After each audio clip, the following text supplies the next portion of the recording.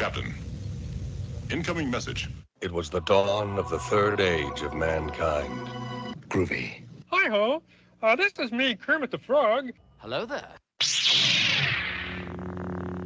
I find your lack of faith disturbing. Not a great plan. Program complete. Enter when ready.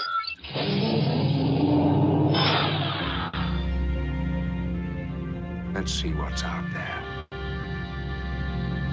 Engage.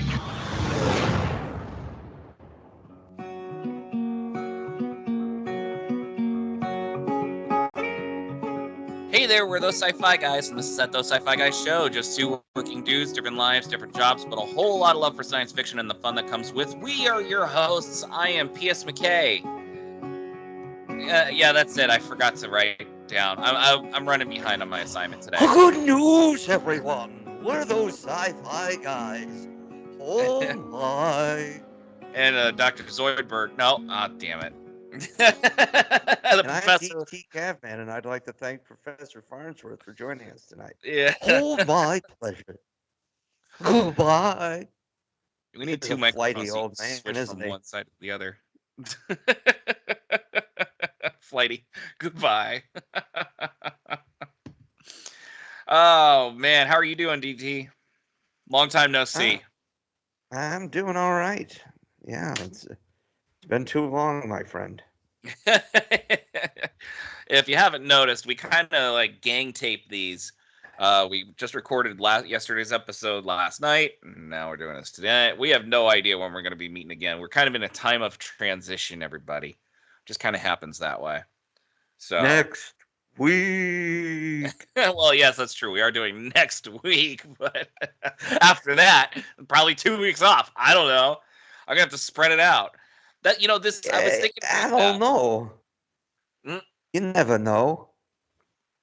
I was thinking about, why don't we do more concurrent like reviews of like movies and stuff like that have just come out or TV shows, and we kind of do, but the thing is, our schedules don't allow us to be able to be at the computer every day to do that. I mean, we try to, we did Loki, and we do Lower Decks every year, and we try to do that. To be honest with you, for like most of the first year after we really got started, was a lot of that. Yeah, TVs it was. and movies. So Yeah. We've tried to branch out. We've done some different things. Had different topics and ideas. Yeah. We did what did we do, a 3-parter on Deep Space Nine alone? Yeah. Yeah. What was that about? Shoot. I have the episode list here. I'll have to double check that. This is what it was. Deep Space Nine. Awesome. Yeah, Deep Space Nine rules. All right, good call. All right. Good pod. So, yeah, I'll have to look that up. I mean, we did 3 episodes on the ships of the line, right? 2 episodes. Oh, we did 3 episodes on the history of Klingons, and we never talked about their mating stance. 3 on Klingons. The history of the Klingons. We did 3. We went in chronological order, of production order, and we had a lot to say. Yeah, we did. Glory to you and your podcast. Nice. Damn.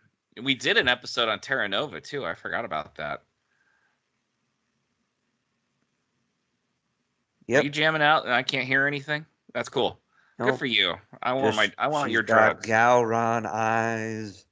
Oh God. Really? This is what we're doing. I would just say, if they have Gowron eyes, male or female or whatever, run to glory. Yeah. It's true. Oh, yeah, we did do 2 episodes of Deep Space Nine. Opportunity to bask in the kind of Star Trek that they both can agree on, Deep Space Nine. That was episode 52 and 53. And we open up after... We took a short break, I guess, between the two. And I was talking about volunteering at my first rodeo. Oh yeah, there we go. Shut up, Yes, you did. Oh, Oh, I know. I didn't even mean to do that. It's such a great song. Damn. it is. It was his first. It was his first hit. I think it was his first #1 hit. And R.I.P. Toby Keith. Toby Keith, who did a shitload of USO tours. Yeah. Well, yeah. Was he at any of yours? So he was there when I was in theater, and because I was out on a much smaller post way out in the middle of nowhere, I did not get him. But sucks. most of the rest of my unit did. Okay. Well, I mean, good for your unit. Which, Mrs. sucks to be Catman you. met him and interviewed him. Oh, really? She got to do an interview? Was it like a press junket tour? Yeah, I think he had come through stateside to a base, I want to say. Okay. So. Nice. Yeah. There was I've seen Toby Keith. Actually, you and I saw Toby Keith. Yeah, you and I went to go see him along with Keith Urban and Montgomery Gentry. And oh wait, who all opened for Brooks and Dunn. Yeah, Brooks and Dunn. Oh my God, yeah. Top to bottom, maybe the best musical lineup I'd ever seen. Just when you think of people with, I mean, Keith Urban was brand new. Montgomery Gentry was pretty new.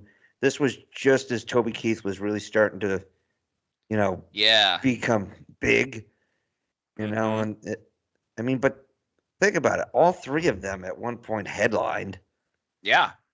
That was a great concert. And the thing about that poured.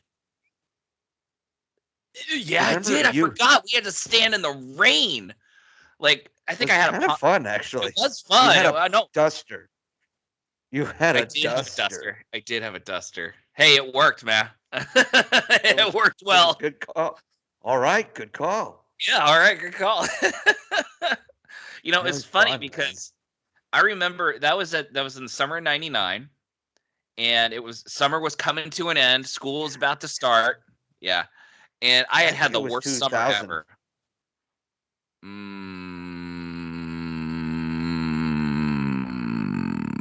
Can we look this up? Like, was it the Brooks and Dunn tour with Toby Keith? Brooks and Dunn, Neon Circus, and Wild West show. I used to have that program. Neon Circus and Wild West show.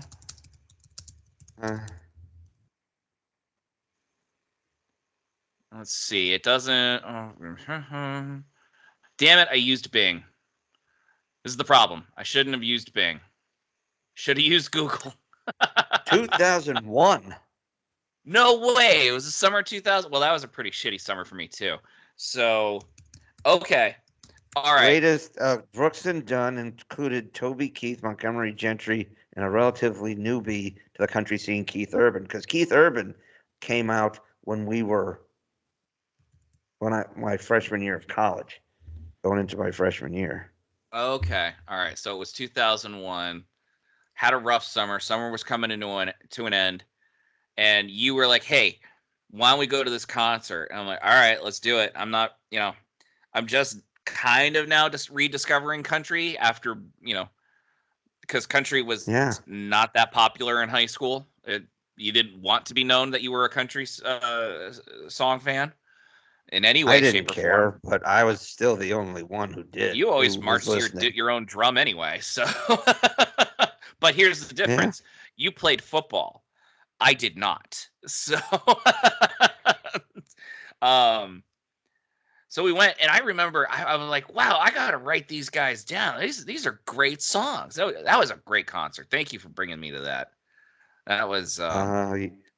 What can I say except you're welcome? And it showed me another side of Massachusetts that I had no idea existed. People drove from all over New England to go there. Hilljack, Massachusetts. Boy, howdy. I was a long way from the East Bay, that's for sure. Narragansett. Let's see. Hold on. I'm looking because it was like I want to say like June or July when we went. I think it was July. Yeah. August 3rd. Oh. Fansfield, Mass, the Tweeter Center. It was the Tweeter Center. Oh, dang. Is there like Most some people wiki still on call that? it Great Woods. I just started Googling Brooks and Dunn Neon Circus and Wild West Show, and it popped up with a couple of tours. And 2001, I think, was the first tour. And they had like, it really was, they had like jugglers and stuff. It was, they kind of went with that vibe, like in and around the grounds. Yeah, that's right. It man, it threw me one for sure. I didn't think I'd enjoy it as much as I did, but I totally did. So, thank you for that. Anyway, I should never have been a cowboy, but anyway. What brought us into that? We're talking about Deep Space Nine.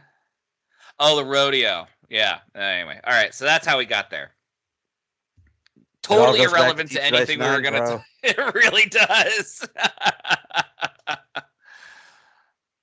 What can you say? I mean, dude, you think back on the experiences we have and, the neat things you've done in life. And you think about, what we were listening to back then, what we were watching back then. And, you and I have a penchant for some short-lived shows, bad movies, sci-fi that never got the love it deserved. And we talked about nowadays, everybody starts talking about, everybody wants to reboot classics or do sequels or whatever, reboot or remake. Look at Disney running through all of its classics, and now they're about to do a live action Moana. I guess that's on them. Live action, whereas The Lion King was nothing but highly detailed animation. Yeah. So, but yeah, and yeah, they're doing a remake of Moana, a live action Moana. I'm shocked. That movie came out 7 years ago. That it is not in any way, shape, or form close to classic status yet. There are 8-year-olds now who never, who didn't get to see it in the theater. Yeah. Oh, what a tragedy. Oh my. They didn't get to see it in the theater, but they have the entire Disney library at their fingertips. So, and it's funny. I was flipping through social media, and there was, one of those Lisa Simpson memes where it's like she's up on the stage trying to make some point, and it's basically it was like everybody wants to remake, classics. Why don't we?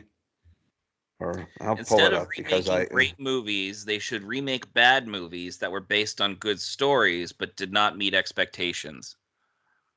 Yeah, no, that's a great one. Not just movies, but TV shows. In my theory. And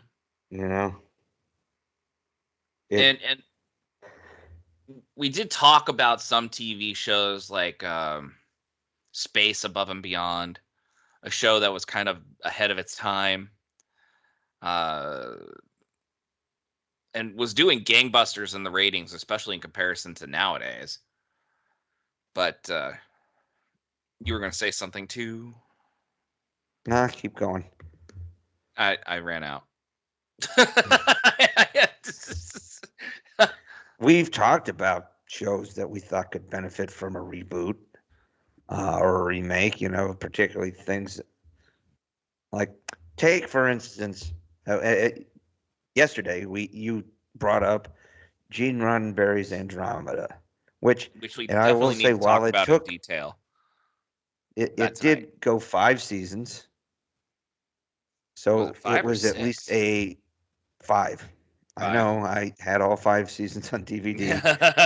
I binge watched it during a deployment. It was, Yeah. and I finished the series, and I went, "Did I like this?"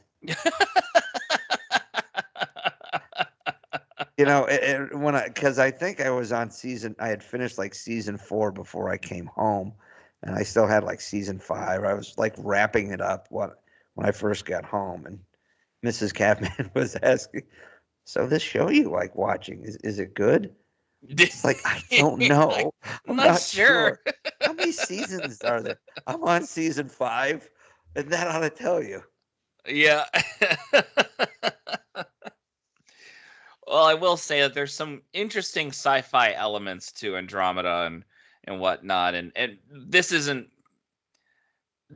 part of the story of the show we're gonna talk about. But I will say it had some really good sci-fi elements, and I was thinking about the Nietzscheans pretty much all day, and how I just don't understand them. Like, they are the opposite of Klingons. They have no honor. They were kind of pseudo Klingons. They were like TOS era Klingons mixed with,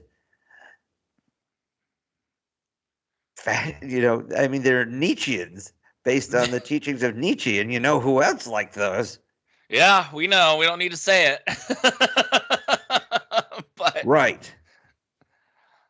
So, I mean, I just sat there going, I would not be able to tolerate being around a Nietzschean. I just wouldn't be able to, because it just, you wouldn't know if they're telling the truth or not, ever. Because there's no code of honor of my word is my bond or anything like that. It's always, how do I get ahead? How do I win the game? How do I win the battle? Which makes it somewhat odd that the Nietzscheans were even part of the system's Commonwealth in the first place. Well, no, it makes total sense, because the Nietzscheans were like, well, how do we get ahead in the Commonwealth? We take it over and destroy it. Yeah. And how'd that work out? It didn't work out quite well. But they took over Earth, apparently, and I didn't get that far. That was the Magog. Oh, the Magog took over Earth, but then they left. But the Nietzscheans, there was the Bunker Hill episode in season 2 where they go to Boston, and it's the second Boston Tea Party. Harper with again, one of the worst Boston accents you'll find on.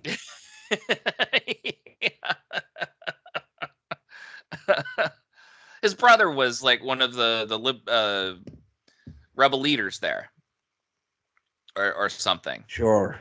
Yeah. And they were fighting Nietzsche. Yeah, it was. I think they were still fighting the Magog.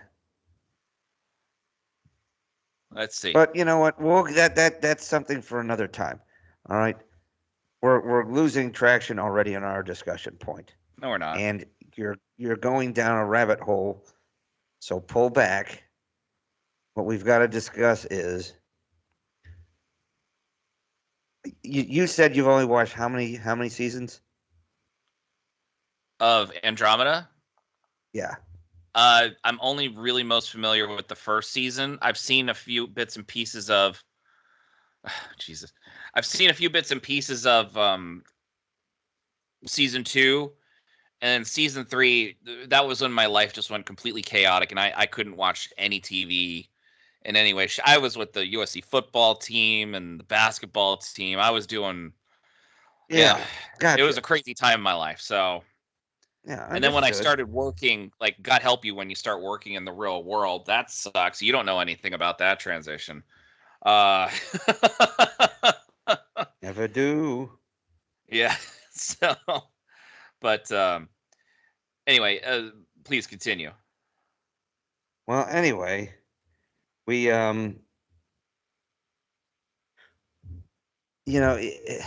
Andromeda itself, the idea was good, right? So yeah, there's this it was an intergalactic empire. Yeah. It was something like 3 galaxies or something. But this Which is intergalactic crazy. empire. Yeah. Yeah.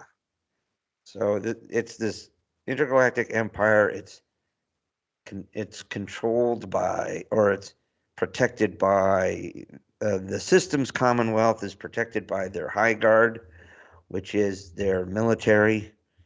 They have semi-sentient starships, or sentient starships. Actually, they have like an AI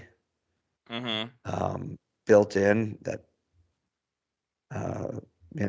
actually has like a personality and anything. It's almost like having your own. It's like if Siri and Alexa and everything. And Cortana, yeah, I mean, they're like these are like real like thinking, acting personalities. right, exactly. Anyway, then one of the races, the Nietzscheans, who follow the teachings of Nietzsche, and the Ubermensch and the Supermen, and the strong and the strongest and the smartest and the toughest survive and are deigned to rule and conquer, despite the fact that they break down into clan warfare all the time. They betray the Commonwealth. They start basically a civil war that causes a collapse. And then it kind of plunges the galaxy into essentially like a dark ages kind of thing. And on one of the high guard ships it's the Andromeda Ascendant, captained by Dylan Hunt, played by Kevin Sorbo, Hercules himself. This is right, not too long after Hercules ended, like a year or two. He ended Hercules because of the contract for Andromeda. Like, Hercules was going to go on for another year. But they did a half season. They ended the season early. And it was kind of like just a weird drop off, like, for Hercules. It just was like, this didn't have like any special, book closure kind of thing. It's just like they had a conversation. He and Aeolus had a weird conversation, and then he was off. And then he did a cameo that same year after Hercules canceled in Xena when she had her baby. He came back to help protect her during the birth. And he had cut his hair short at that point. And that was when he was doing Andromeda. So anyway, was the animated movie they did after the shows ended, or was it while they were still going on? They did an animated movie? Oh, I think it might have the Disney animated movie? No, it was a Hercules and Xena movie. We'll have to look that up later. We're we're going down the rabbit hole again. We're already down the rabbit hole, man. So Andromeda, right? Their first officer is Nietzschean, and then he turns on the ship, kind of like I think it gets ambushed by Nietzscheans or something like that, and then they end up in the pull of a star, and black hole. They're going. They get pulled into a black hole? Near the event horizon of the black hole. The event horizon of a black hole. And time dilates and gets slower the higher gravity becomes. And so there was a time dilation. Everything happened like that from Captain Dylan Hunt's perspective. He gets pulled at near including his first horizon. Officer going rogue while they're trying to evacuate the ship. And he's trying to save the crew while the first officer is basically trying to, I think, steal the ship. Oh yeah, definitely. And then he manages to kill his first officer, but he's stuck in almost suspended animation in this time dilation. From the outside perspective, yes. Yeah, until 300 years later, a bunch of a salvage team comes and they manage to, they get aboard it and they manage to, I guess, get it into a higher orbit.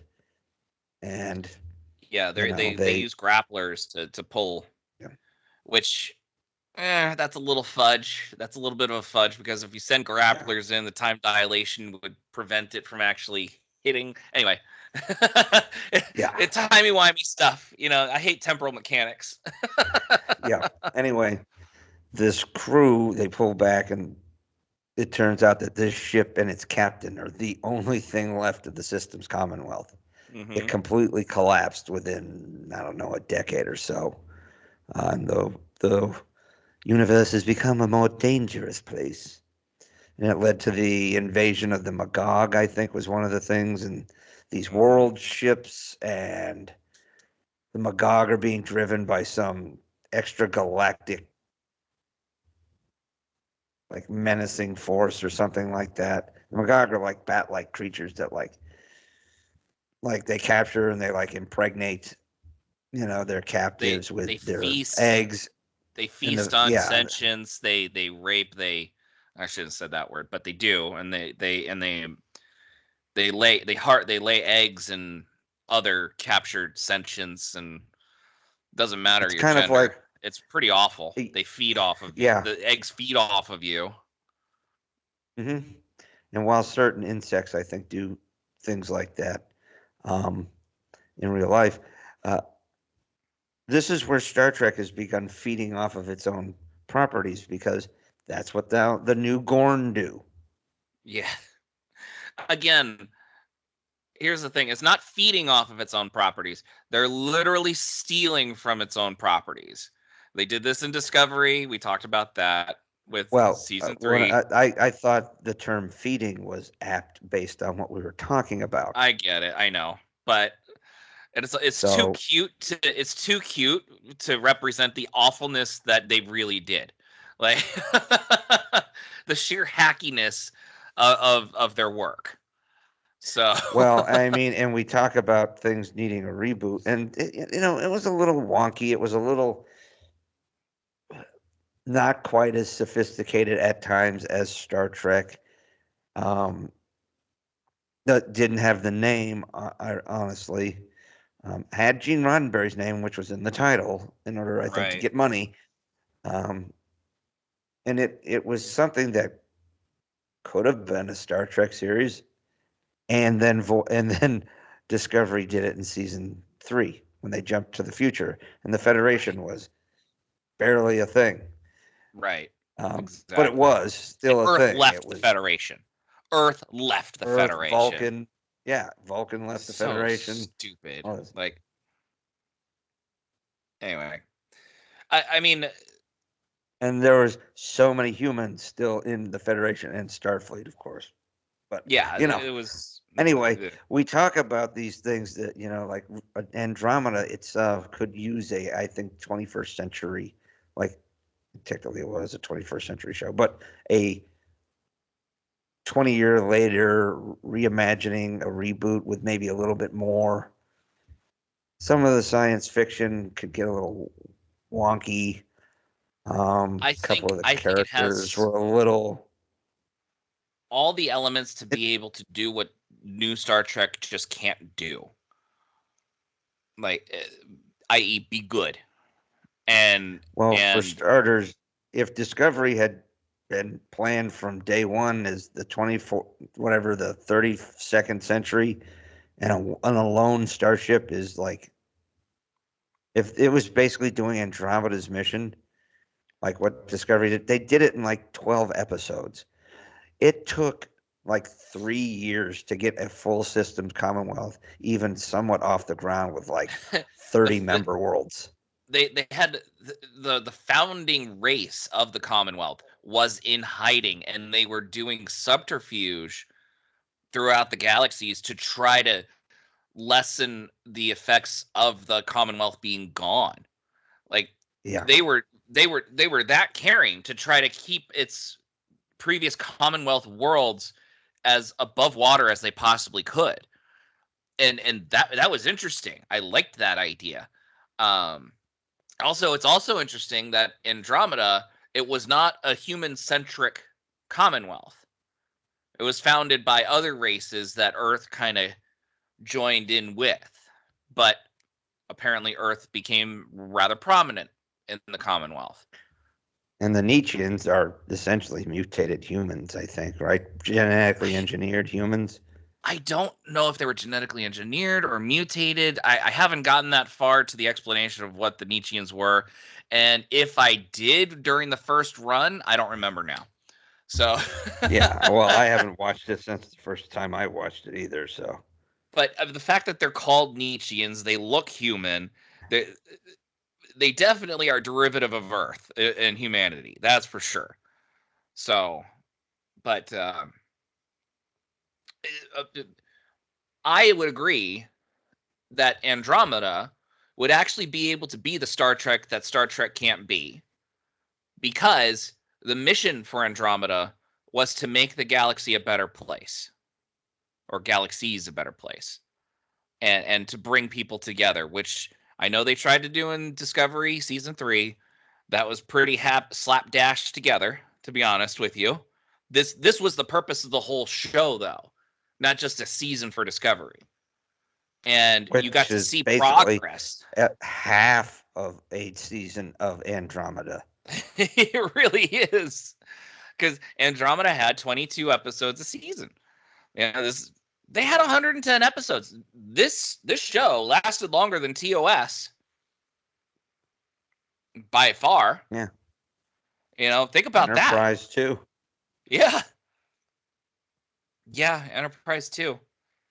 Well, that Enterprise was only canceled because of Les Moonves. He hated Star Trek. I know. So down with the Moonvest. Yeah, it looks terrible. Looks terrible. So yeah, dead air.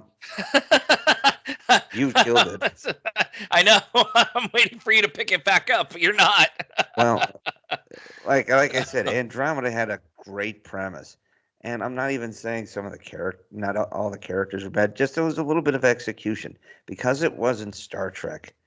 Now, I think even Babylon 5 had better writing, because at times some of the episodes were bizarre. The acting was not great either. I mean, no. What the first real episode after the pilot, they come across a space station of children who they all die in their early 20s because of a radiation leak in the station itself. Miri. It's a lot like Miri. But in Miri, the children could at least act a little. These children, oh my God. It was, I mean, when Kevin Sorbo is the one that actually pulls the scene together with his gravitas, you've got a problem. And then there's some lame dialogue, which they used 20th century dialogue in an extraneous circumstance, and they did that in order to differentiate it from Star Trek. And that was a purposeful thing, and I'm okay with that. I don't. They went through a lot of uniform changes too. Man, he switched uniforms twice in the pilot. Twice. At the end of the pilot, he goes back into his red uniform. But it's really interesting. I'm sitting here going, is there a rhyme or reason as to why he's switching out these uniforms this many times? There is none. There is none. Not that I know of, anyway. I liked the red leather uniform. That was pretty. That it reminded me of the maroon bomber or whatever it is from the Star Trek movies. Yeah. The red leather reminds me a little bit of what they were wearing in Picard season 3. Oh yeah, you're right. The jackets everybody likes. Those jackets are awesome. I still have the webpage if you need it to order that jacket. Perhaps. So, but I liked the uniforms. The uniforms were great, and you got to see the Commonwealth ship operate at its peak performance with a full crew complement, and it was very.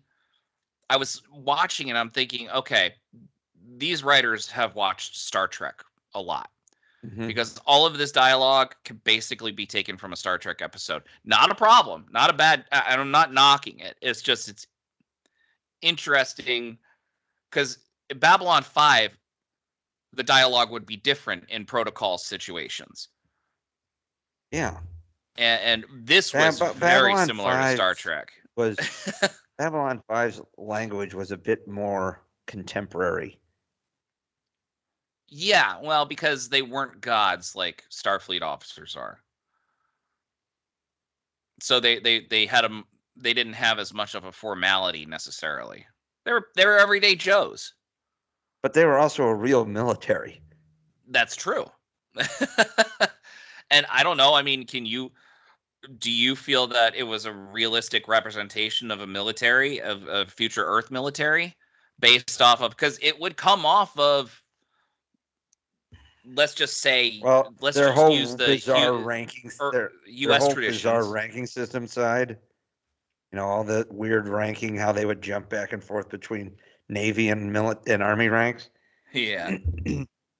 I will say that they did have a tendency to, you know, I mean, they talk the chain of command, and, you know, they're soldiers, right? They talk about these things. Sheridan talks about the consequences of what their actions are when they decide to break away from Earth. They're like, they get paid. They're soldiers. You know, they're not peacekeepers per se. I mean, they're not explorers, definitely. No. They showed an explorer they're doing ship. Peacekeeping. The explorer ship was neat. That was neat, and it was actually based off of potential realistic technology, which was also neat. Was it Shepard that was saying, take a good Stop calling him Shepard. I'm not doing it on purpose, dude. I'm not doing it on purpose. You just gotta stop, man. Sinclair was the first. He was the first. And was that when they showed the... I agree. I'm going to say Shepard again. I'm sorry. It's just going to be a thing. It was Sheridan's friend. You see, this just proves you need to watch B5 again. It means I got to buy the damn show because I can't watch it with commercials. It's really not that much on the Roku channel, dude. Really. It's free. I tried watching it. I felt very constrained. Why? I don't know, dude. I'm used to watching it a certain way with a little bit of flexibility, and Roku just doesn't have that same kind of flexibility. Anyway, I digress. But yes, I do need to watch it. I watched the first season and a half. Oh, God. That was almost 10 years ago. Never mind. God, I used to watch that on my break when time's getting away from me, dude. Time is getting away from me. Well, you know, it really is a great show. And so that's why you get some of these, you know, the military, it's not the anti-Star Trek, but it is not Star Trek. Andromeda could be Star Trek. In Absolutely. fact, one might even say that if you had taken Discovery and meshed it with Andromeda and started from that point, you know, you might have had, I think, a more gravitas, you know, like you combine them both, and I think you might get a better product. You get the money and the recognition of it being actual Star Trek. You start from that starting point, and it's an old Federation starship that goes around and tries to restore the Federation. Yeah, but it takes time, and they have actual adventures and stuff like that. Right. You know. But anyway, Andromeda is definitely one that I think is very ripe for a reboot, and clearly it shows that Star Trek has taken things from it. Yeah, particularly season 3 of Discovery. With those producers thinking that those are good ideas, and they are. I'm not saying it is. but I'm saying it's wrong. But I know you're not saying it was right. I know that. I'm just was trying to make a point. They took the good ideas from Andromeda because Andromeda was a well-developed show. Yes, it had its flaws. Yes, it had some cracks in it, and boy, It was also a product of its time. That it was generally a post Star Trek, like Post-Star that kind Trek of sci-fi was kind of dying, and I syndication mean, yeah.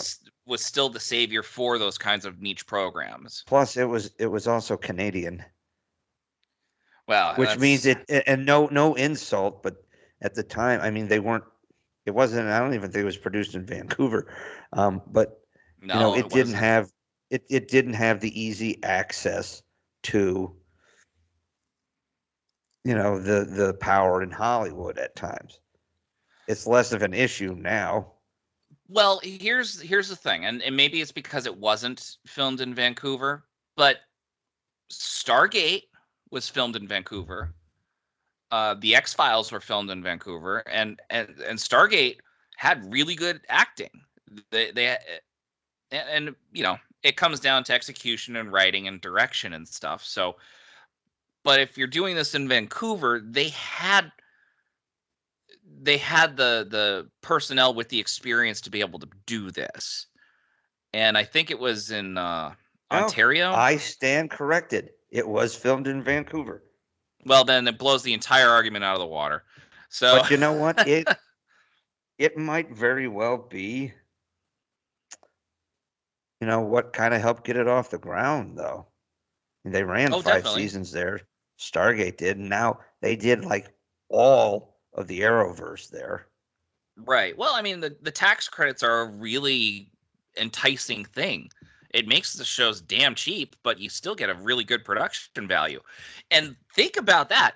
There were lots of different kinds of sets, like from the pilot of Andromeda that they used. They had shuttle type, props that they used, a really large, expansive sets too that looked alien. They had different styles. They had the Maru, which was just a hodgepodge of a freighter, more or less. Yeah.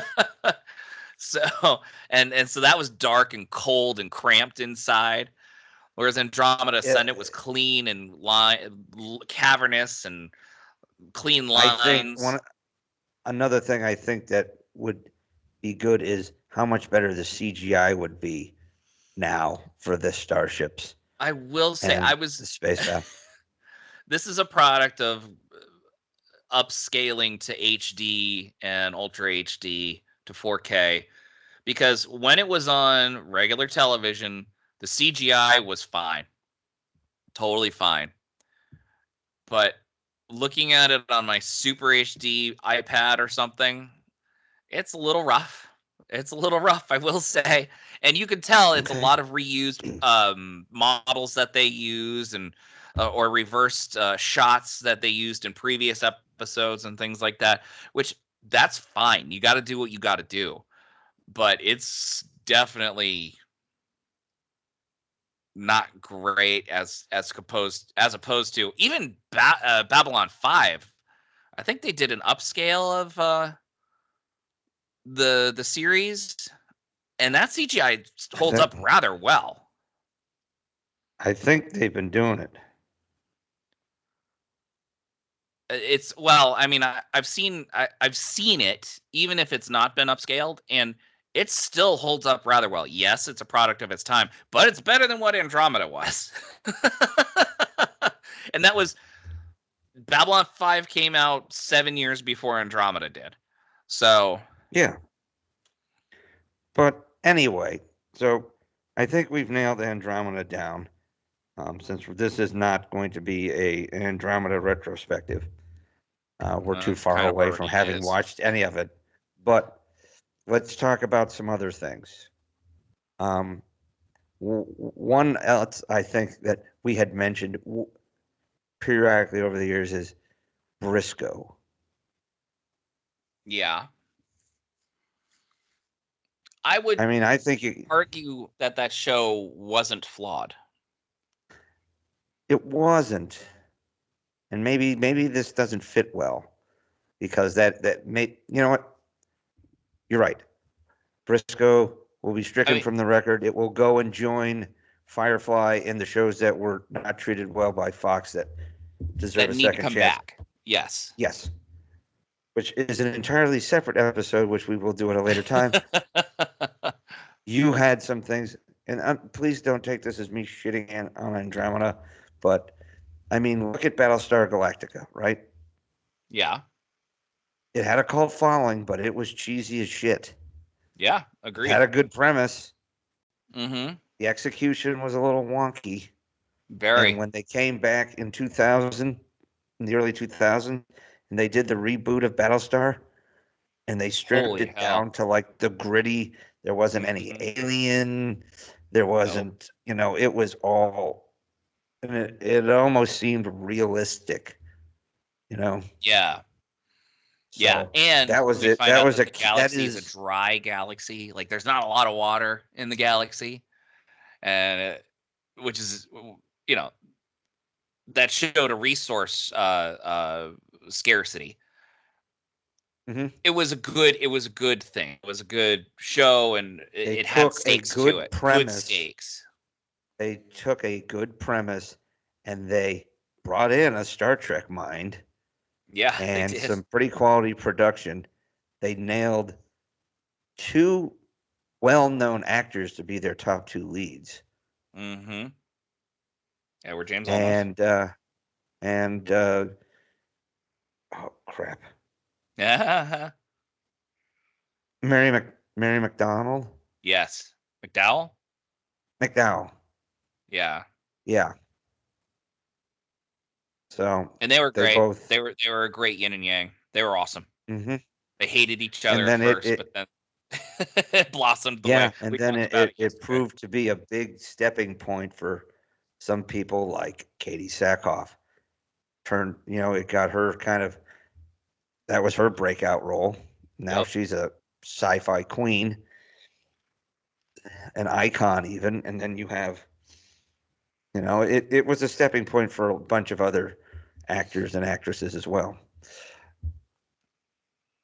But that's like the example of what we're talking about, right? So yes, that's what we're hoping with, because what Battlestar did originally, one full season and then the shitty sequel series 1980, yeah, and then that was it with the flying motorcycles.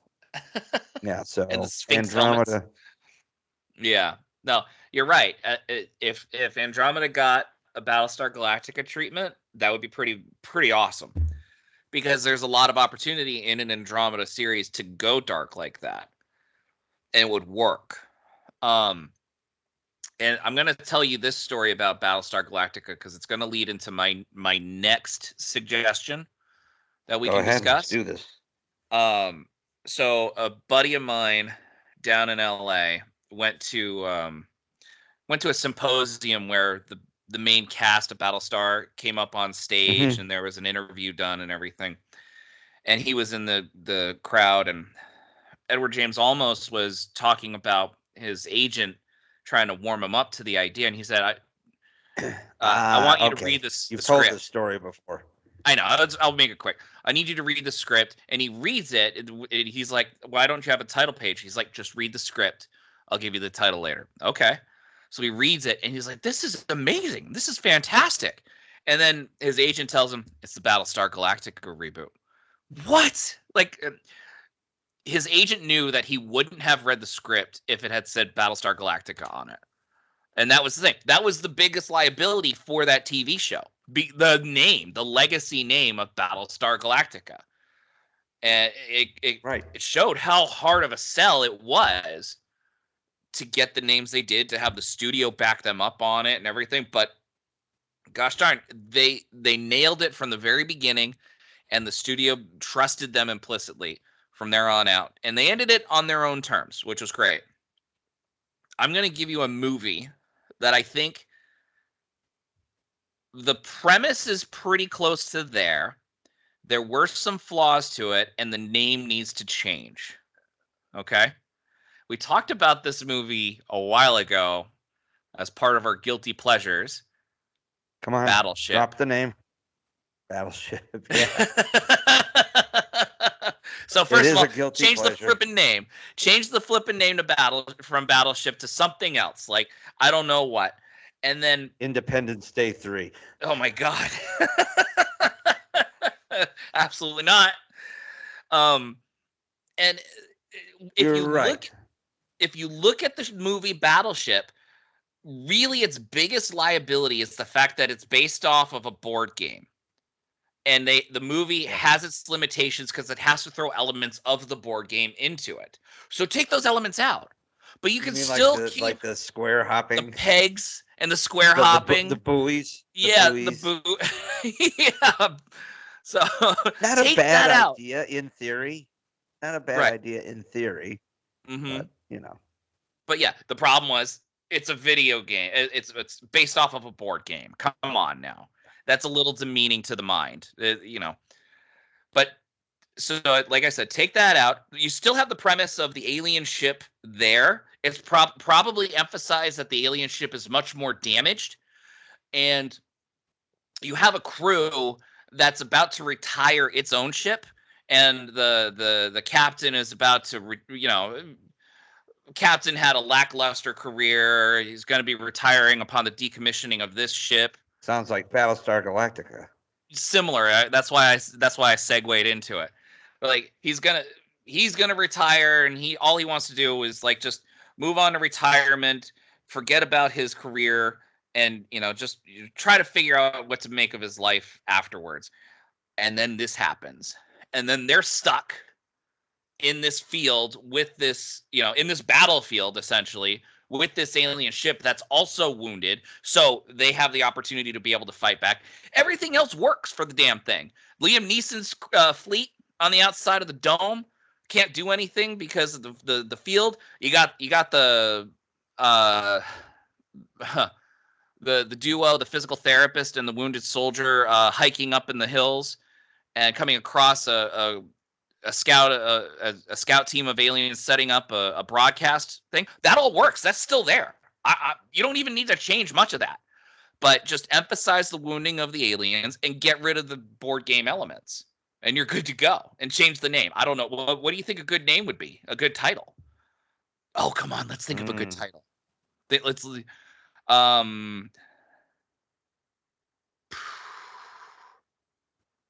man, I can't think. Space Invaders. I'm thinking like Water Space or something. You got to think about like okay, here it is. Final Command or Final Duty. Sounds a lot like Final Countdown. All right, well, The Last Command. Oh, that would be a great Star Wars movie based on a Timothy Zahn novel about Grand Admiral Thrawn. Really? The Last Command? Yep. Oh, was that used already? Oh, I didn't know that. Yeah, that was the third book in the Thrawn trilogy. Well, screw it. Still use it. Doesn't matter.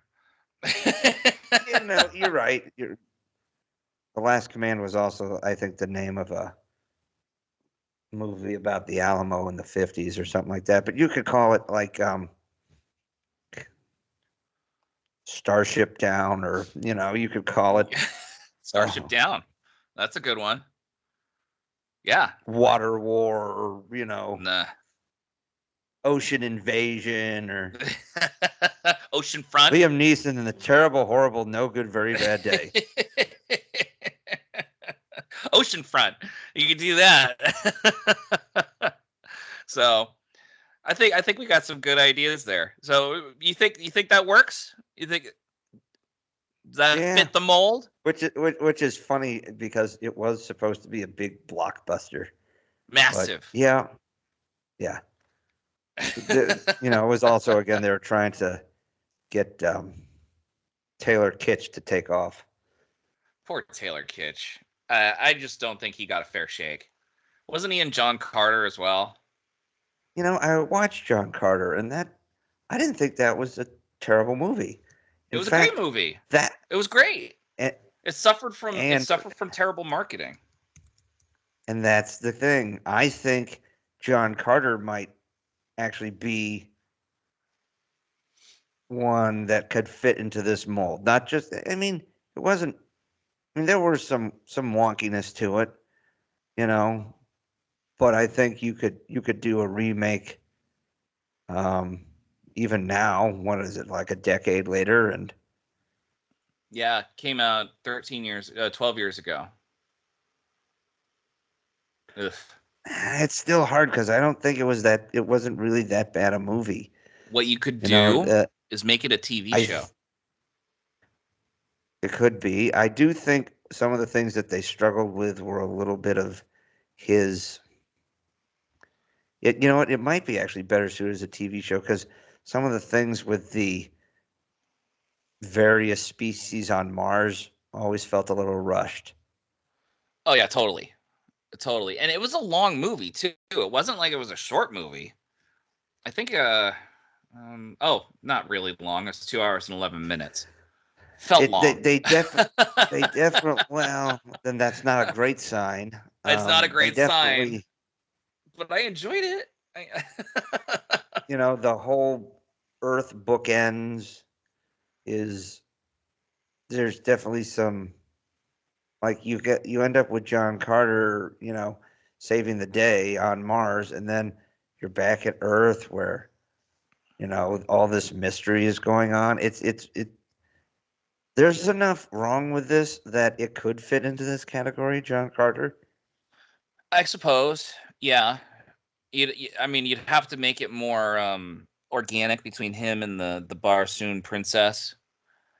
And that's where I think you're right. This could be like a limited series, or Totally. even like It was a book it series, and this is just the first book. a Disney Plus, 3 seasons of 8 episodes. You know why it was called Get just the John Mando Carter, treatment. right? Because of all the Mars movies that had come out. Right. So the studio was like, well, if we have the name Mars in the title, it's gonna flop. But that's how stupid studios can be. Like, no, it's not about having the name Mars in the title. It's about whether it's good or not. Mission to Mars, not great. Red Planet, not great. Mars needs moms. What the hell? You're stealing moms from their children? Like, how is that a good idea? Like, and you're also in the uncanny valley of CGI? Holy hell no, don't do that. For kids? Anyway. I know, it's wacko. So, All right, what else you got, big guy? okay. This is going to be a blast from the past. Mystery Men. I actually used that as an example the other day. Did you really? That Are you came up. kidding me? Yeah. Really? What a weird coincidence. That's a weird synchronicity, dude. Because it's not like Mystery Men has been on cable lately. Mrs. Cavman and my daughter tried to quiz me on 7. Basically, it was what's the Kevin Bacon game? 6 Degrees of Kevin Bacon. Right, 6 Degrees to Star Trek. Okay. They started throwing out random people, and my kid threw out Kel Mitchell from All That and Good Burger. Like, whoa. I was like, okay. He was in Mystery Men with, and I was running through the list there, Ben Stiller, who had James Doohan as a guest on his shitty TV show. Oh, he did? On the Ben Stiller show? Yep. Really? Interesting. Well, there you go. Nice job, dude. Comedy Central used to run like all 6 episodes, like back in its early days. I'm like, oh, this is interesting. And I'm like, wait, is that Scotty? I had no idea that was Kel Mitchell, by the way. Or maybe I did, and honestly, Mystery Men was the first movie I walked out of going, God, that was awful. That was just bad. The idea is good in theory, too. The idea is great. Go ahead. Do you give the premise, the idea? Trying to be, well, isn't it like the big superhero is captured and like villains are running amok and like all these like G or Q tier heroes Exactly. are banding together to save the city and to save the superhero who is played by he's played by Greg Kinnear. Greg Kinnear. Wow. Jeffrey Rush is the bad guy. Holy hell. Wow. They had everyone in this movie and it was awful. So here's my thing. They wanted this movie to be a comedy, right? But the comedy was not good. It just wasn't. I remember, I think the funniest line was William H. Macy going, "Honey, I'm the shoveler. I shovel well, and I want to make a difference." And he like flips the shovel out and he walks out the front door. I found that funny. He says it very deadpanned and everything. But that's the funniest thing in the whole movie. Everything else was like, oh, God. It was bad slapstick. Here's my suggestion. Oh, go ahead. You have something to say. Well, I was going to say my suggestion was let Marvel do it. Early Marvel? No, I'm serious though. I know. Right? So I like know. you look Is at this a Disney movie? just look at Spider-Man. Like Sure. Spider-Man Homecoming. You know, it hit the serious points. It had plenty of well-placed humor. It wasn't a comedy by any stretch of the means, but it was fun. Like Ant-Man was fun. Again, plenty of good humor. You know, Sure. good writing and They leaned on the humor. Strong with actors will do a little more than normal, but you also had comedians well placed in those roles, or comedic actors anyway. Right. So this movie could be more like an early MCU style movie, you know, like in its heyday. Like, you know, you use Ant-Man or Homecoming or even Ragnarok as a bit of a template. Okay. I think because I think you and I are on the same path, because here's what I wrote, and I think it plays into well to what you're saying. I said either be better at comedy or make it fully dramatic. Now, here's where I think what you're saying fits, because in those early Marvel movies, the stakes were real. They took it seriously. Uh-huh. They didn't make fun of that premise. But in Mystery Men, it was more of a parody of what superhero movies are, using G-type G-type superheroes, which if you're making fun of these superheroes in a parody, it kind of negates it all out. Right. But if you take the plot seriously in a serious situation, and these guys, these G-list superheroes, have to get together, band together, find it within themselves to save the day, you could make a great a great coming of age, so to speak, finding yourself, finding your true purpose moment in that whole thing.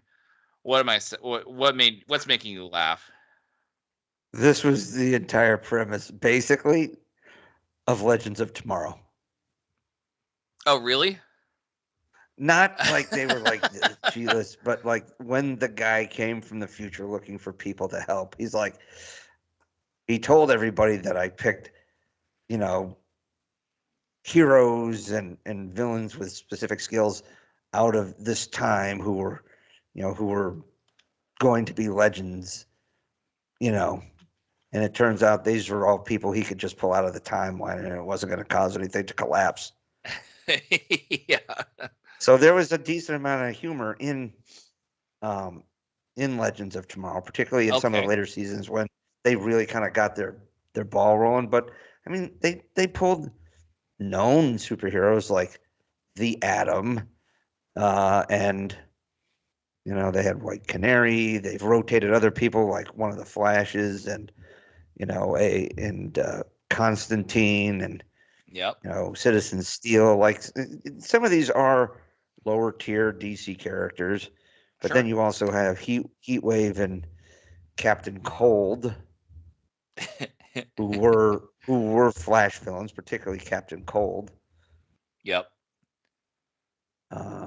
So, I mean, these So are all Legends things. of Tomorrow did Mystery Men better. that, and they did it well. They used that exactly what I was saying, exactly what you were saying, and it worked. How many seasons did Legends of Tomorrow run for? 5? 6, maybe?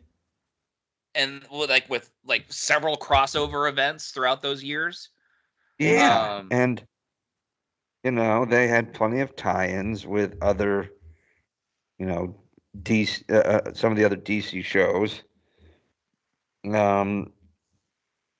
including cycling some characters who had maybe left one of the Prime shows and came aboard this one.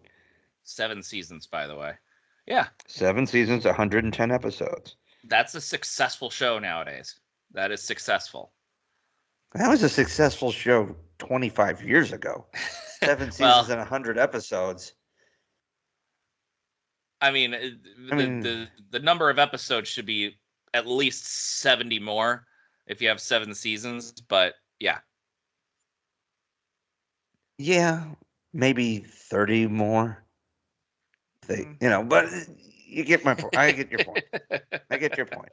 Not everything, not all the seasons did 26 episodes. Sometimes you're 22, 24, that sort of range. But I get it. But you're right. For Mystery Men, you could still have your own superhero world. But it's basically kind of like this. You took people who maybe weren't the lead superheroes. They were also Rands, the downtrodden. They hated their jobs. Maybe. Yeah, sidekicks. They hated their jobs. You know what movie kind of emphasized the idea between the lead superheroes versus the sidekicks? I think you're gonna laugh at me. Sky High with Kurt Russell in 2005, which is actually a kids movie. It was a kids movie. It was quite delightful, though. I found it very delightful. It was this kid who's the son of 2 prime superheroes, Kurt Russell and his mother, and they are the go-to. They're the most famous superheroes. And since he was their child, he was going to go to the high school for superheroes, but his powers hadn't come through yet. He So was it's like if put on Superman and Wonder Woman had a kid, but he doesn't have any powers. Exactly. Or he was a late bloomer in that sense. So he hid the fact that the school put him in the sidekick tract. So he befriended all these sidekick people who had weird powers that weren't really prime powers. And his parents had to come to terms with that. That disappointment. He hid it from his parents. His parents eventually found out. And it was a silly kids movie, but that's an interesting thing that they did with it. But yeah, these are Mystery Men would be in that ilk, that sidekick ilk, weird powers that don't exactly get you over the top to save the day usually, but they were able to figure it out here. So I'm actually pretty proud of that Mystery Man suggestion. It's a good pull. It's bothered me ever since I saw that movie. I'm like, I thought this was going to be better. I just never. It was a true disappointment to me. One of the things that I seem to be running into a sticking point is there's shows that I know or that were definitely short-lived that I think definitely would benefit from a reboot or a continuation or something, but it didn't end well. But you know what I think could fit in both categories for a TV show is Sequest. They kind of they would change format every other year. Yeah. And the network didn't know what to do with it.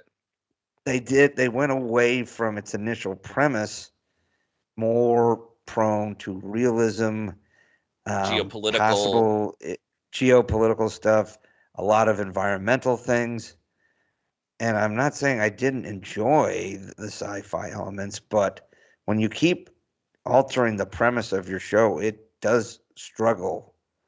And It does fail to keep the audience that it initially ensnared. It went from having some grounded things to being an underwater Star Trek. Which it was already kind of battling against. Which I think is one of the things that really killed it, because when they finally went back to the stuff, and it was even darker political drama, because that was another thing where, like Andromeda, where they leave and things are okay, and in a decade it comes back and things are a lot shittier. Yeah. Interesting. Okay, I can get behind that.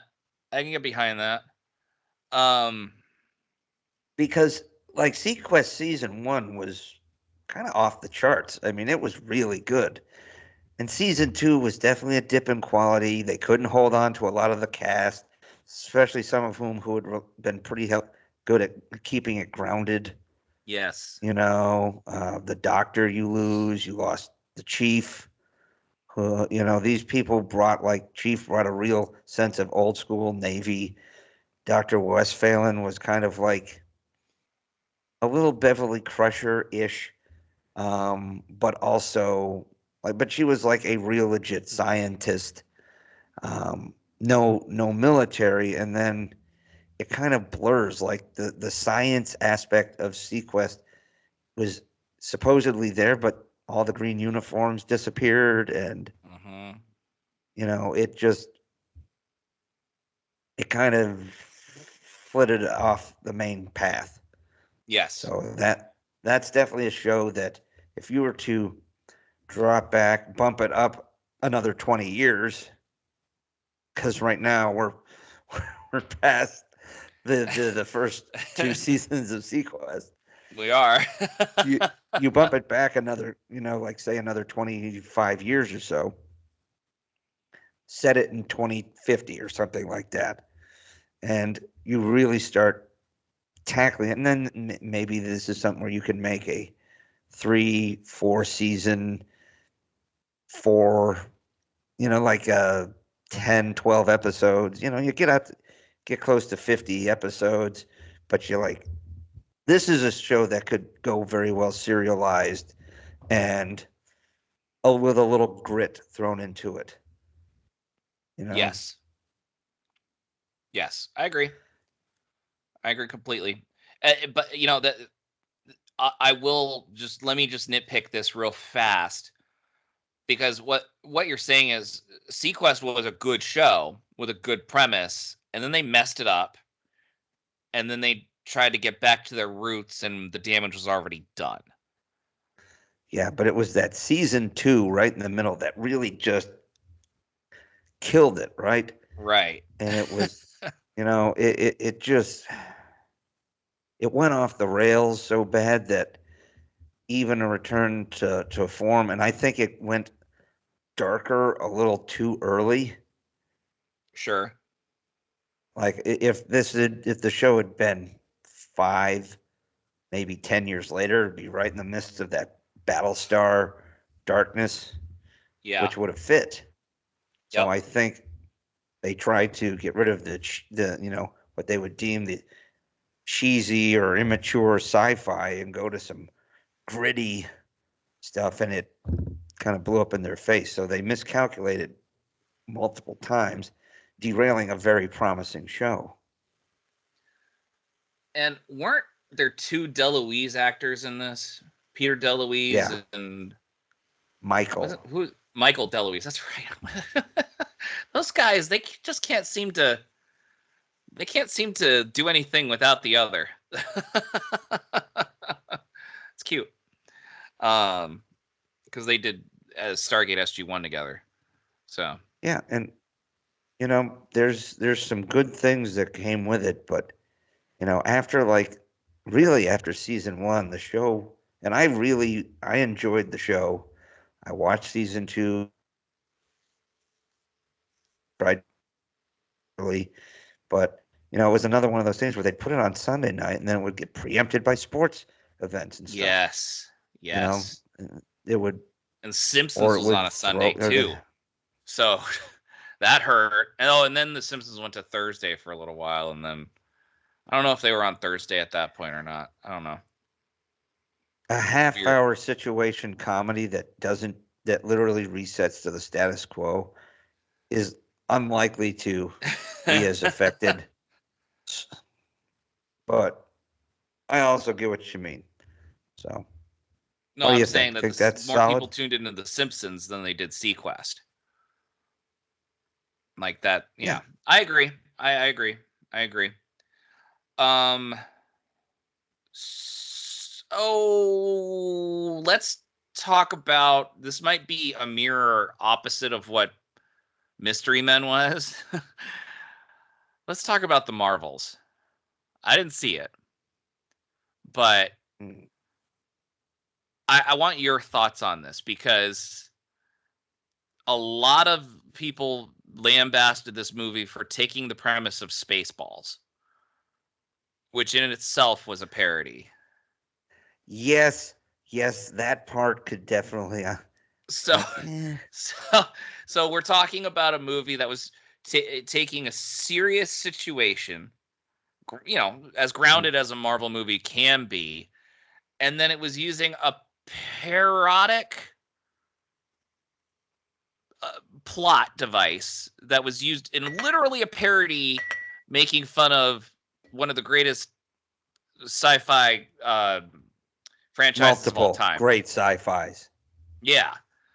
So this is a situation where it did the opposite of what Mystery Men did. It took something ludicrous and made it very serious, in a sense. And yes, the whole resource stealing. It did. It's a Marvel movie. You have Goose, which is a flurkin, which is a cat that can, I want to say, pull something into like an internal black hole or something like that. Yeah. I mean, it's ridiculous. That premise itself is absolutely ridiculous.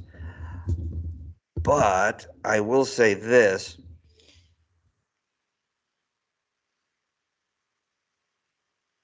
If you find a way to make that seem normal, but you're basically having a cartoon character plot, and like I said, I enjoyed the Marvels because there was a lot to like on the personal interactions, the growth of Carol Danvers, the inclusion of Photon and Ms. Marvel. Because I will say, 3 superheroes who are tied together and switch spaces every time one of them uses their powers, I think that's an interesting premise. I think that part, I think they did fairly well. It was the Spaceballs villain play. I mean, and the villain wasn't overly memorable. It was just another bitter Kree, which and we've there was seen. Also Ronan was a bitter Kree. And Captain Marvel kind of caused the death of the Kree. They were innocent Kree that she was responsible for their deaths by destroying what's it called? The intelligence? Something like the AI. The Matrix. So and she had no remorse for a planet that she failed to save later in the movie. It's sucks. Moving on. And it was only until Oliver Queen stood in front of her with an arrow going, "Carol Danvers, you have failed this planet."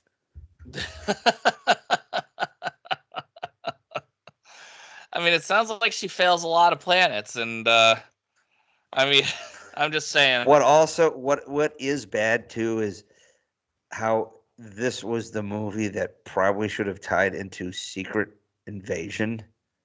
And they ignored the shit out of it. Yeah. I mean, Earth is on it was bad. Earth is on the cusp of a world war at the end of Secret Invasion, and all non-worlders are basically there's a bounty on them. Yeah. Like okay, so what about New Asgard? Because that's the situation now. And we've very very clearly shown that off-worlders do have constitutional protections, at least in the United States, as we saw in She-Hulk with that dark elf or the light elf or whatever. Yeah, you know. Dark elf, I think it was. Yeah. Or whatever. Yeah. the shapeshifter, who was a shapeshifter, by the way. I mean, so what's going on with the Skrulls then? So, remember anyway. when Kevin Feige said they were doing everything? All the Disney Plus shows were going to be tied together with the movies, and now they're just. Oh yeah, no. They're trying to pull back from that because people are like, I don't want to do homework anymore. Okay, I got another one for you. I got another one for you. You're on this ride. Tough shit. Get Disney Plus. I know, right? Start doing it. Put on Echo, damn it. Definitely. What do you think of this one? Another oldie, but a goodie. I wouldn't say a goodie, actually. Oh, this is the first movie I walked out of. Mesa. You're ready. Yeah, I know, right? This is the first movie that I walked out of in 1997 going, that was awful. Batman and Robin. Yeah. I think we gotta re-examine this though, because Batman and Robin was technically a sequel of Batman Forever, and it's a little weird because it was one movie and the part of a series. No, but I will go ahead and agree. I'll agree with your premise in that it could have been done better. They completely destroyed Mr. Freeze, which we saw how Mr. Freeze could have been done in Batman the Animated Series. He was a tragic Michael figure. Ansara too. Uh-huh. He was a tragic figure. He was a smart man. But they did try to use that plot because I believe it was Batman the Animated Series that developed the plot about Freeze's wife.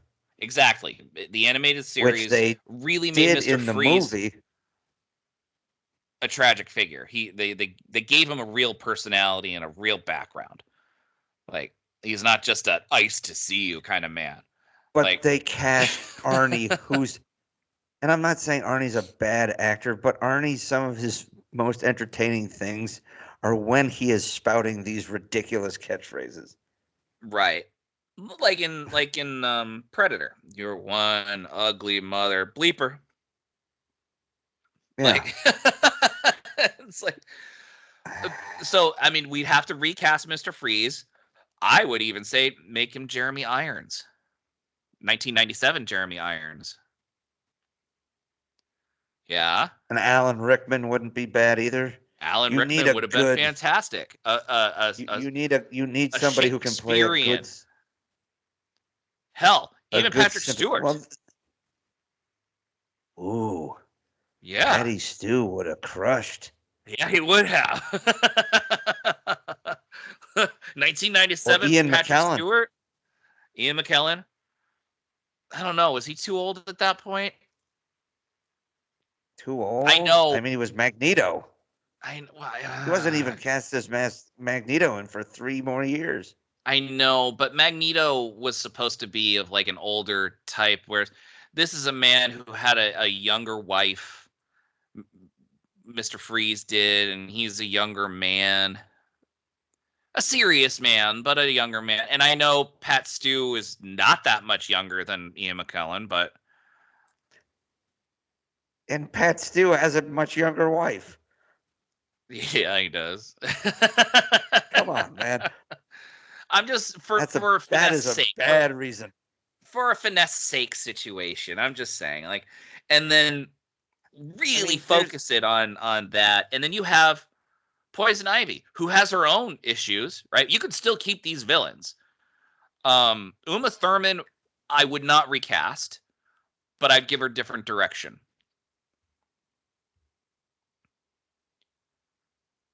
Come on, it's Uma Thurman. She has great dramatic chops. She was the bride in Kill Bill. Yeah, I'm not blaming. I'm just thinking, you know. I mean, clearly, and no knock on Arnie, he's good for cartoon. He can be great for this cartoonish shit. Oh, sure. But if you didn't want this thing to devolve into something that might have made Adam West's TV series look serious, yes, and that's what this movie did. And I mean, seriously, you use the term cartoony. The cartoon was more serious than this movie. The cartoon had gravitas. It was an animated series, not a cartoon. Okay, fair enough. Fair enough. But it's ironic that you use the term cartoony, you know? So I think you could get away Super with... Friends were less slapstick than that. And they had a monkey and a super dog. Yeah, they did. They did. But you could get away with George Clooney could still be Batman. Chris O'Donnell could still be Robin. I mean, you could keep the rest of the cast. You just got to change it so it's serious. He said that wasn't his best role, though. I mean, if he was willing to take it seriously, he can. So now, if you know, you could have a Batman with a Danny Ocean kind of attitude. That'd be kind of interesting. Oh yeah, yeah. Actually, how do we know that that's not Bruce Wayne? Danny Ocean. His Danny Ocean would have been a fun Bruce Wayne. Yes, absolutely. and you'd be able to see him. Oh, okay. A Batman and Robin where we see Bruce Wayne equal parts as Batman. So, like, we see Bruce Wayne having to finagle through situations as Bruce Wayne because he can't use the Batman Bale movies. Oh yeah, that's why they were so good. Thank you for pointing that out. So, but it's a good idea, right? Like, so yeah. You could do that. So and he would have to outmaneuver. He would have to outmaneuver Poison Ivy. Well, okay, so Poison Ivy stands in the way of Mr. Freeze being able to do what he needs to get the final drug or ingredient to concoct what he needs to get his wife out of the cold unit, right? Oh, to cure his wife's this all works. So Poison Ivy would be able to help horticulture the one ingredient that can grow to be used in the cocktail that can cure his wife of her disease. That's why he froze her, but she also has ulterior motives, which interferes with his plans, and so they get at it. They go toe to toe. She fights, and this is really Batman trying to stop those two from hurting each other. And it's not some big like take over Gotham or freeze Gotham kind of thing. These two villains are doing bad things to each other and causing collateral damage. That's a neat thought. I like that. Yeah. All right, approved. Green lighted. I'm very proud of that. I just made Batman From and Robin Marvel better. Studios. Batman and Robin. Damn it, Marvel! You're not calling me. Why aren't you calling me? Hell, I'll even take a job from Warner Brothers. Jesus. Directed by George Lucas. Ta-da! I don't like bats. They're coarse and creepy, and they get everywhere. They squeak all the time, and they only come out at night. I don't like bats. I will defend the sand speech. I will defend that. The execution was tough. I will agree with the sand speech. I've been there, dude. I know. It's coarse. It gets everywhere. It's just so absent-minded. That's how he was. If he was like, oh, fuck, sand. Dude, the shit gets everywhere. No more. Nope. Let's go to the beach. Fuck, no. Is there sand? No. Let's go somewhere else. I like that. I hate That's fucking good. sand. Have you seen that meme? No, I haven't. It's Obi-Wan and Vader on the Death Star fighting, and it's like a couple of panels of like their smack talk, and he's like, "I have my secret weapon," and then it's a picture of Alec Guinness thrusting, but it's removed all the lightsaber, and it's like a string of sand being tossed. He's like, pocket sand. and then it cuts to the Vader going, no. Yeah, that's good. I like that. Oh, Jesus. I'm really proud of that Batman and Robin premise. I like that. Shoot, dude. And we don't need Batgirl. We don't need her. The tragedy is between Poison Ivy and Mr. Freeze. So okay, so those are the big ones. No love competition between Batman and Robin for Poison Ivy. No. And in fact, here's the issue. Let's just say this, okay? Bruce Wayne. All right, we could still have a love triangle, but Batman, Bruce Wayne, and Dick don't know that she's playing them, and she doesn't know that she's playing them. That they even have a relationship with each other, like in that circumstance. She uses alter egos to kind of finesse and seduce each one for their own purposes. And that's where that tragedy happens. Like that's sure. Gross. And they have to deal with that betrayal in that sense. Mm-hmm. Oh, you sent me the thing. All right, we beat the shit out of this. So so that being said, those are the big ones. Those are the big ones that I can think off the top of my head. I didn't see this movie because I tried to watch it, but it was really hard, and I just I can't deal. But I read the book, Battlefield Earth. I didn't see it either. So since we didn't see the movie, we know it's a bomb. So let me guess, you're going to say make it more like the book. I don't know. I didn't see the damn thing because the book was good. Except you could see in the book, L. Ron Hubbard's, first of all, he hated women. Like, all the women characters, they were just... Pass. It was awful. Like, he just did not have good women characters in there. They got in the way, is what they did. Like, and he openly disparages psychology in the book. He calls it a cult. Oh, really? I know, right? The founder of Scientology, huh? So... Otherwise, the premise of the book was great. I thought it was interesting. A post-apocalyptic world in the year 3000, under the thumb of a very brutal alien race that's using humans as slaves to mine the Earth's resources, but they can't breathe oxygen, and their air is actually combustible with uranium. So they're afraid to go into the Rocky Mountains where there's a high deposit of uranium outside of Denver. And that's where a lot of the humans hide out. So it's an interesting premise. I think it's good. So what you're saying is it is a very expensive Coors Light commercial. It's half the Rockies. No! Yeah.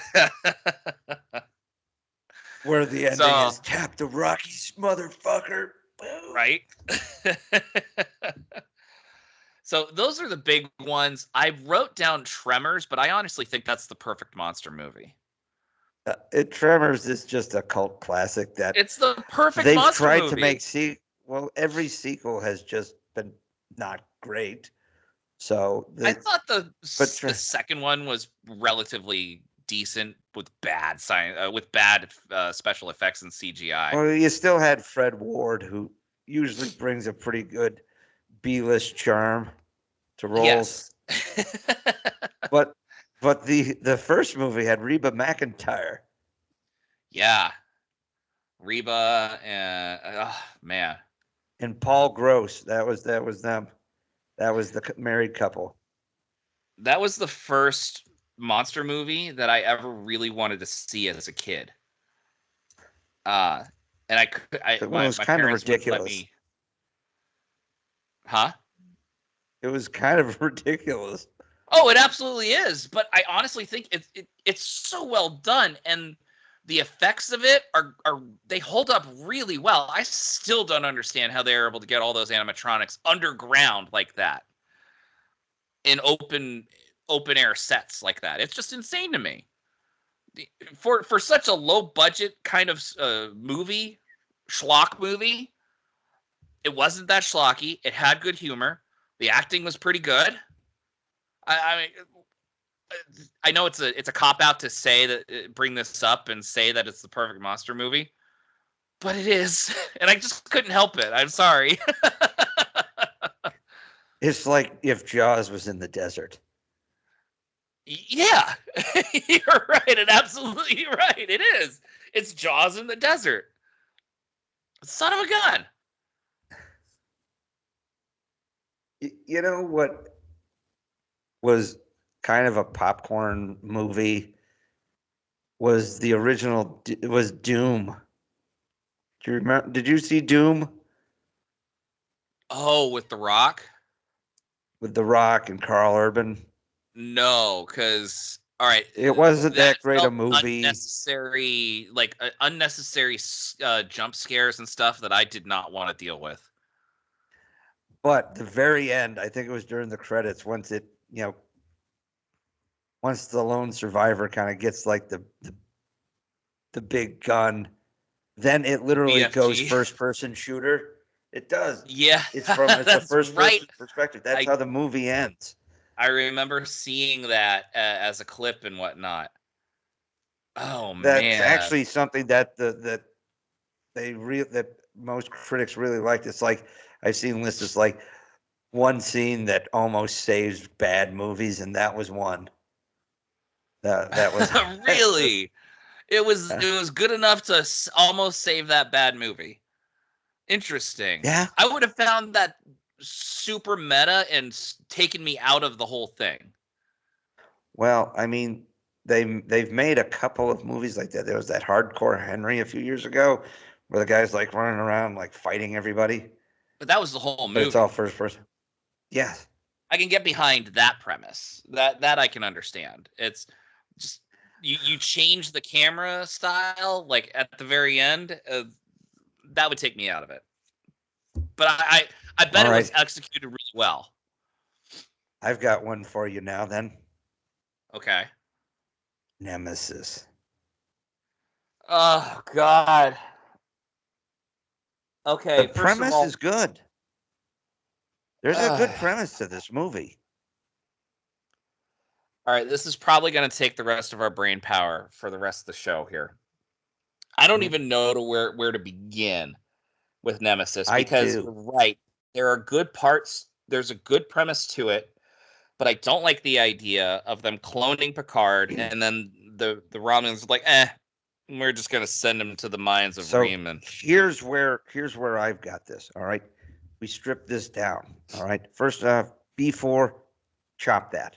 Okay, the only reason B4 was there was because they knew they were gonna kill Data. Okay, so you go ahead. They wanted to cop out. You cut that thing out. Good. All right. Picard clone. Good. Done. No more. Cut that out. Okay. You get a Riemann exile, or you get like a Romulan exile, or even better, this is it. Tasha Yar's daughter, Sayla. She gets banished. Because of her repeated failures, like the Romulan Civil or the Klingon Civil War and the invasion of Vulcan. She gets banished to Remus. Okay. Okay. And then she becomes basically the Shinzon, and she becomes accepted by the Remans, and they leads them, to glorious victories during the Romulan or during the Dominion War, which is what Shinzon did. Right. Became a capable leader, right? Becomes, like the leader of the Reman people, and then she starts connecting with old friends in the Romulan fleet and Senate or something once she gets a little power, and that's it. Not this random Picard clone. Okay? Okay. There's a connection to the Enterprise that's already done. It's been in the series. Okay?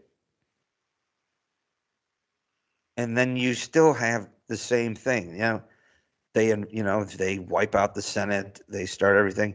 You can get a good streamlined plot out of there, and then then now it's really a big deal. Like, oh shit, Sayla's now the Praetor, and now she wants to talk, and then they can go in, going, is this real or not? Right. So they'd be on guard. First of all, they know Sayla. They didn't know this. They didn't know the Shinzon person. So the fact that it was supposed to be Picard's clone was supposed to make it personal to Picard, but having Sayla would make it personal to the whole crew. Yeah. Okay. I'm right there with you. Now you can generally follow most of the plot. Sayla's plotting her revenge.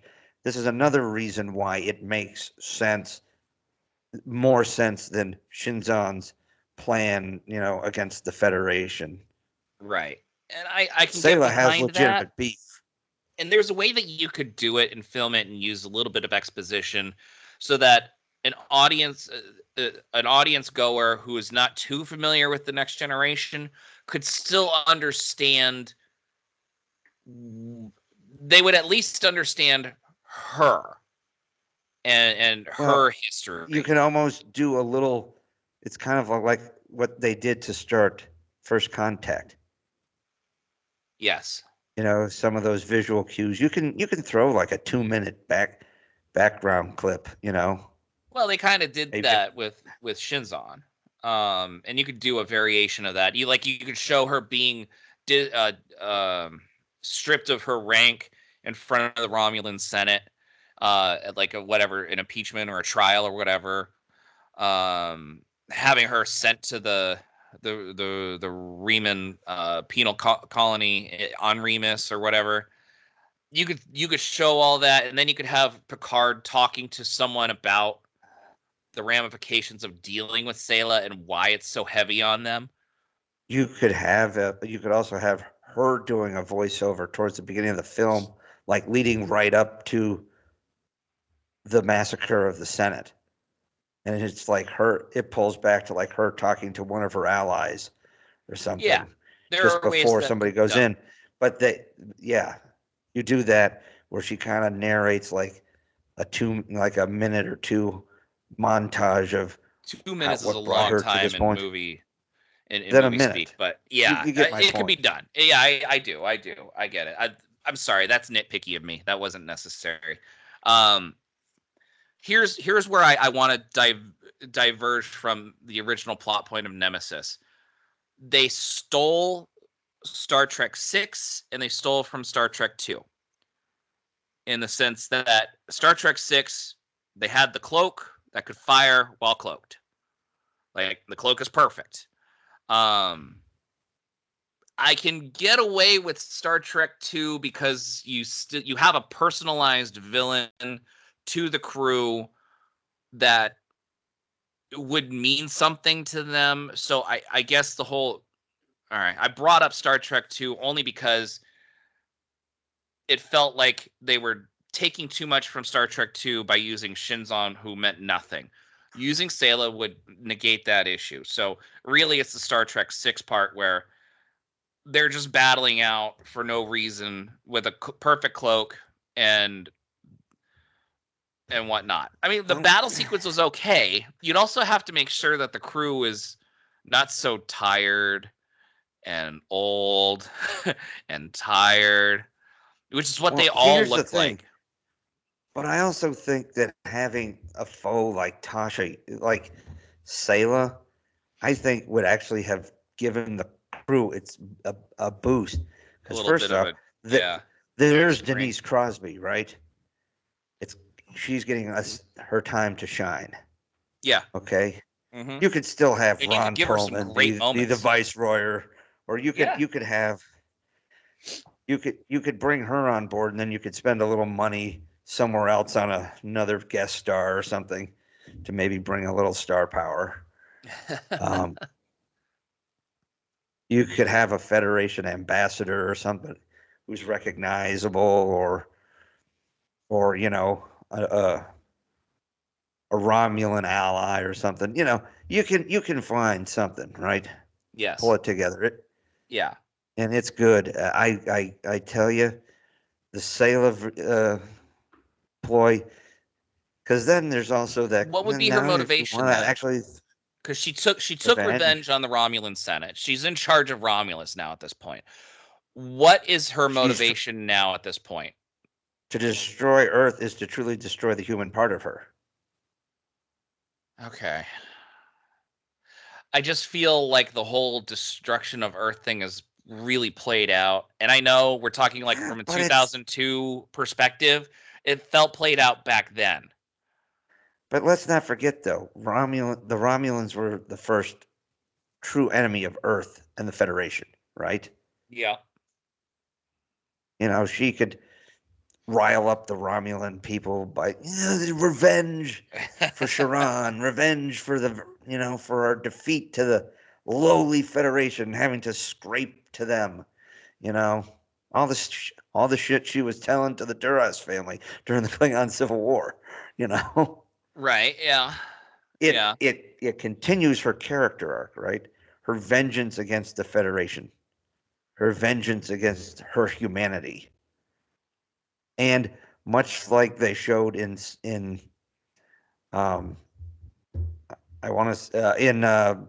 Trek 09, the bullying that Spock had by being part human, Romulans are way more.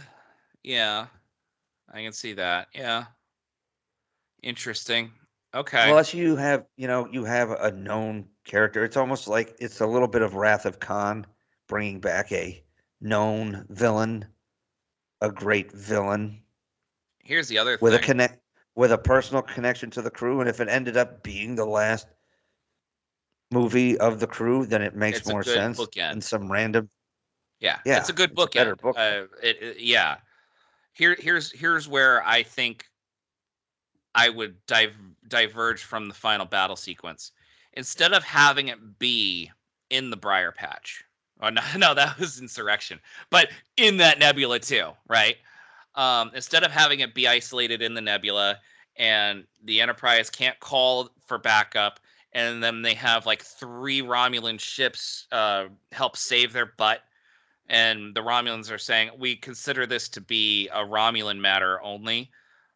What we would do is we don't have any Romulans help save the Enterprise. The Enterprise retreats back to Federation space. And then it's a will they or won't they cross the neutral zone. And, you know, you're gathering, the Federation has to start building up its fleet and its fleet presence, because they're noticing these signatures of cloaked Romulan warships, because she's still in charge. Like, she's in charge of the Romulan Empire. So she's gathering the forces, the Armada there, for a final showdown against the Federation. And we see the massive battle. The Battle of Sharon 2. Oh! Yeah. Narendra 3 would be better. The battle... What was Narendra 3? That was the one that the Enterprise seed. But that would be near Klingon space. That's the thing. It would be Klingon space, and then you could bring the Klingons in. True. I think that would again, work. It goes full circle. Yeah, it would. I'm not opposed to it. But I'm seeing like Picard being in charge of like the 8th Fleet or the 1st Fleet. He'd be in charge of the 1st Fleet. No, he would have had to be admiral at that point. But you know what I mean. You know, Cisco led a whole bunch of shit without being an admiral either. That's true. He would take command of the 2nd Fleet. Let's say that. He'd take command of the 2nd Fleet, and the 2nd Fleet is the vanguard. They're the tip of the spear. He'd pull out all 18 remaining ships from his original armada, all the original models to stand against the new digital Romulan fleet. Yeah, we've got this guy. I'm in an Oberth class, sir. I'm in an Oberth. I'm Miranda class. I don't know what you're talking about here. But yeah, and then I think Riker goes ahead and tractor beams one of the shitty Federation ships into the Romulan flagship. Massively just like slams it in. That would be cool. I would get on board with that. That's what he did.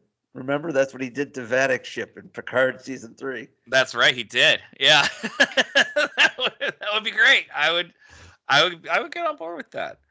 On my mark, release the tractor beam on a 5, 6, 7, 8.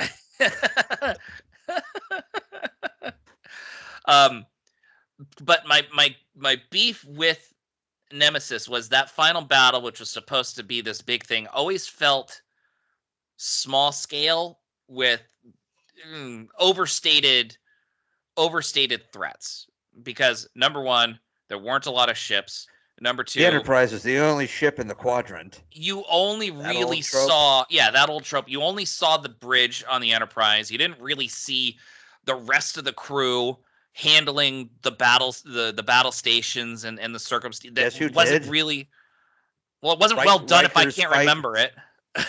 Remember Riker's fight with Ron Perlman? Oh, that was so stupid. Even that was like they should have had like. I want to be Will Riker. No, you get to be the Beast. I don't want to be the Beast. I want to be Riker. Yeah. There you go. See, I found that stupid. I mean, it was too small. It was. But the scope would Here's be what else you can do enjoyable without having that Shinzon thing. Then you can get rid of the psychic assault on Troy. Oh yeah. Yeah. That would be good. You can just get that sweet Riker on Troy love scene that we all been looking for years and years and years. Dude. Instead of turning something naughty into something disturbing. Is this how you want to end the episode? We had such a good brainstorm process on this. Is this how you want to end it? In fairness, that last part was a joke, but it does eliminate that very problematic scene. I never liked that scene. Number one, I don't think it was done well. There are those things that can. Game of Thrones did it. It was shocking. It was awful, but it was done to make a point, right? That was not well done in Nemesis, and it wasn't necessary. No. I mean, it was unduly mean to a character that has been well established. Yeah. Ooh, so we can take all this time away from mental rape, and actually allow Beverly Crusher to have 5 words in this movie. Yeah.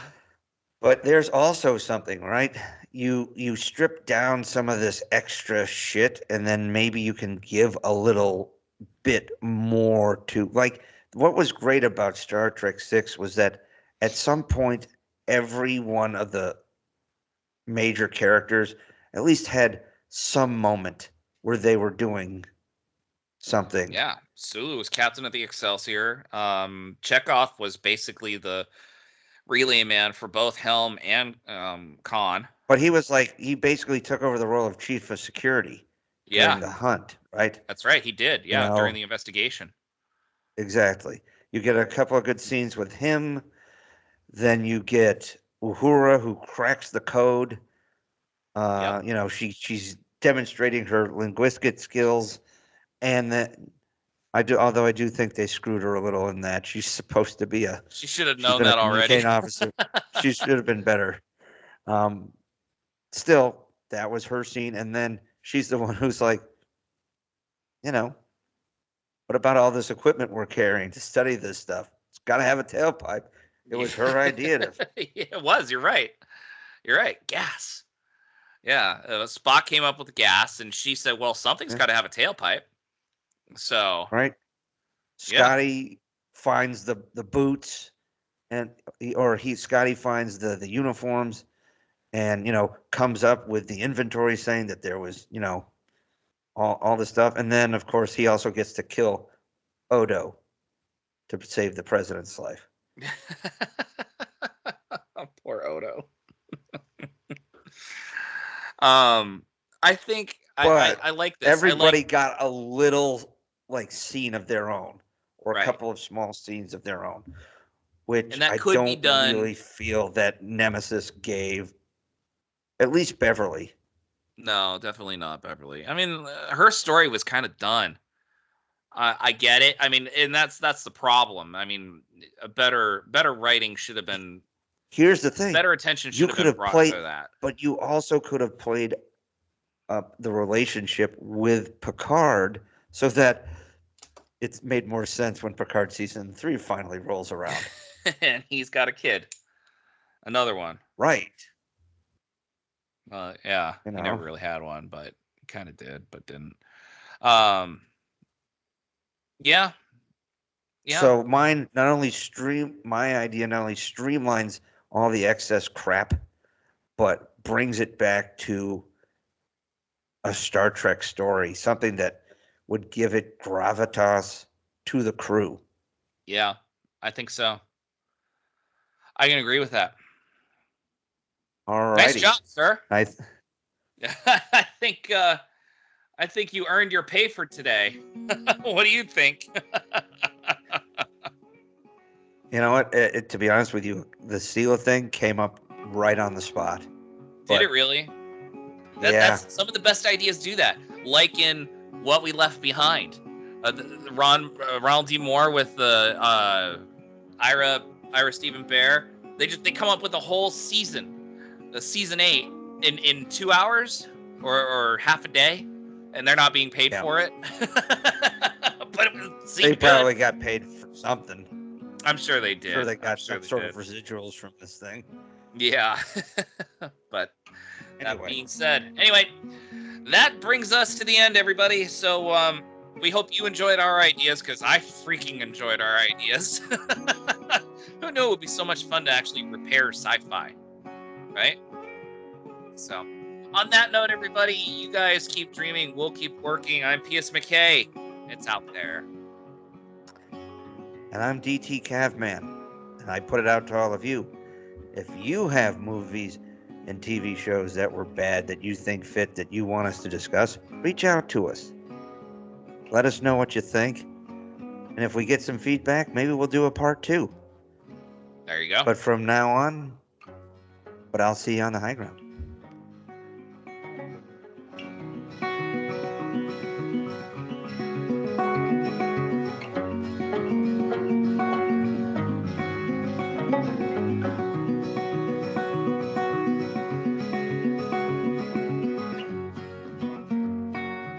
Those Sci-Fi Guys is an independent broadcast by Alpha Site Productions, produced by DT Cavman and P.S. McKay. Music courtesy of Camtasia. For more information on upcoming episodes, follow P.S. McKay on Twitter @PSMcKay, or go to thosescifiguys.com for past episode information.